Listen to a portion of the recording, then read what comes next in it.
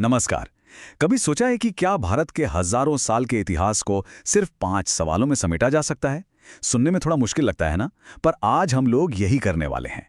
चलिए, इतिहास के इस विशाल सागर में एक डुबकी लगाते हैं और देखते हैं कि कैसे सिर्फ 5 सवालों के जवाब हमें व्यापार, साम्राज्य और विद्रोह के उन बड़े-बड़े मील के पत्थरों तक ले जाते हैं जो एक महान राष्ट्र की कहानी बनाते हैं।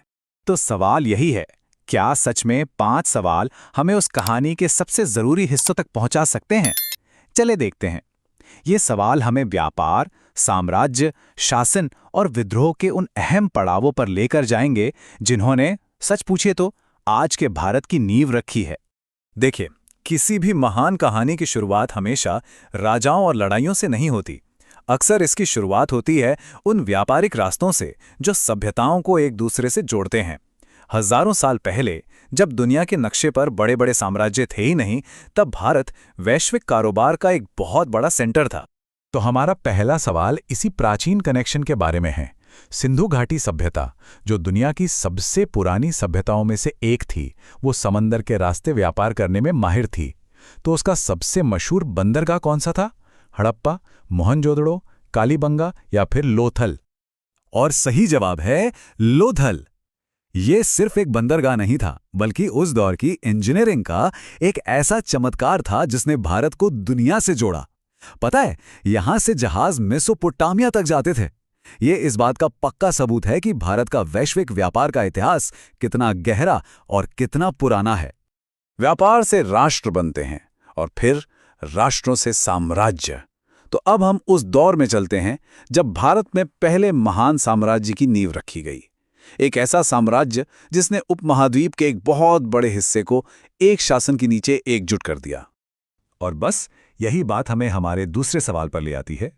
भारत का पहला विशाल साम्राज्य, मौर्य साम्राज्य। इसका संस्थापक आखिर था कौन?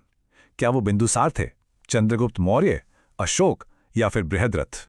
जी हां, वो थे चंद्रगुप्त मौर्य। उन्होंने बिखरे हुए छोटे छोटे राज्यों को एकजुट किया और एक ऐसे विशाल साम्राज्य की नींव रखी जो हिमालय से लेकर दक्षिण भारत तक फैला हुआ था।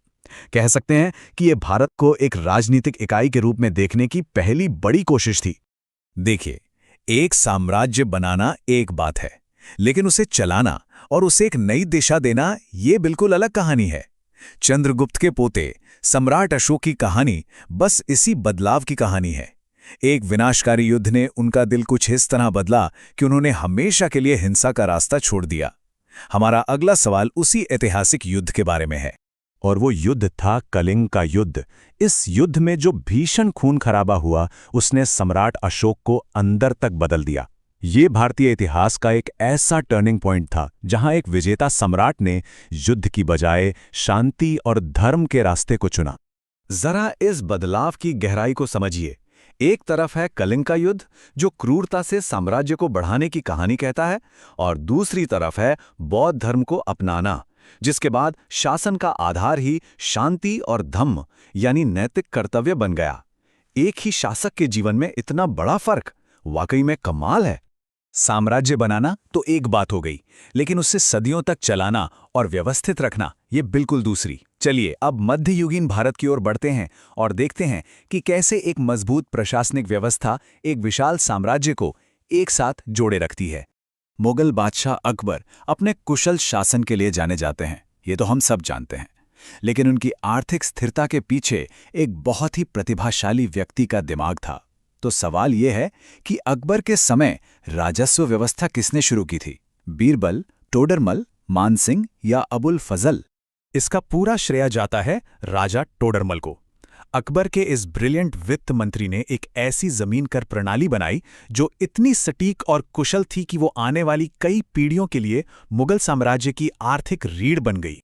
तो ये राजस्व व्यवस्था थी क्या आखिर? देखिए, आसान शब्दों में कहें तो ये जमीन को नापने, उस पर टैक्स तय करने और फिर उसे इकट्ठा करने का एक पूरा सिस्टमैटिक तरीका था। और इसकी खास बात ये थी कि ये निष्पक्षता और एफिशिएंसी पर आधारित थी, जिसने साम्राज्य को दशकों तक आर्थिक रूप से मजबूत बनाए रखा। ये दिखाता है कि एक स्थायी साम्राज्य सिर्फ तलवारों पर नहीं, बल्कि एक ठोस आर्थिक नीति पर भी टिका होता है। हर साम्राज्य का एक अंत होता है। अब हमारी कहानी एक ऐसे मोड़ पर आ पहुंची है जब सदियों के शासन के बाद एक नई शक्ति के खिलाफ विद्रोह की पहली चिंगारी भड़की, एक ऐसी चिंगारी जिसने इतिहास की दिशा हमेशा हमेशा के लिए बदल दी। और हमारा पांचवां और आखिरी सवाल इसी ऐतिहासिक घटना से जुड़ा है।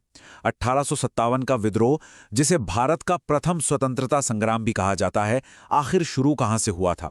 दिल्ली से, लखनऊ से, झांसी से या फिर मेरठ से? इसकी शुरुआत हुई थी मेरठ से। यहीं पर भारतीय सिपाहियों ने ब्रिटिश शासन के खिलाफ पहली बार बड़े पैमाने पर बगावत की और देखते ही देखते ये आग पूरे उत्तर भारत में फैल गई।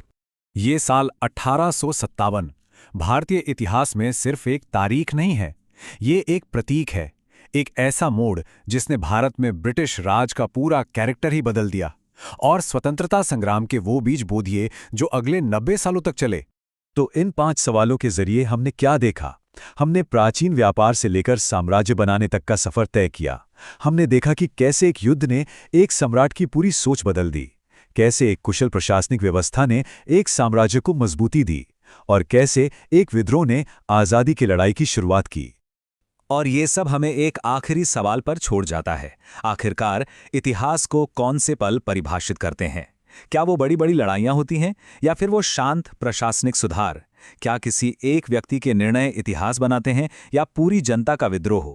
शायद इतिहास की महान कहानी इन सभी छोटे बड़े पलों की गूंज से ही बनती है।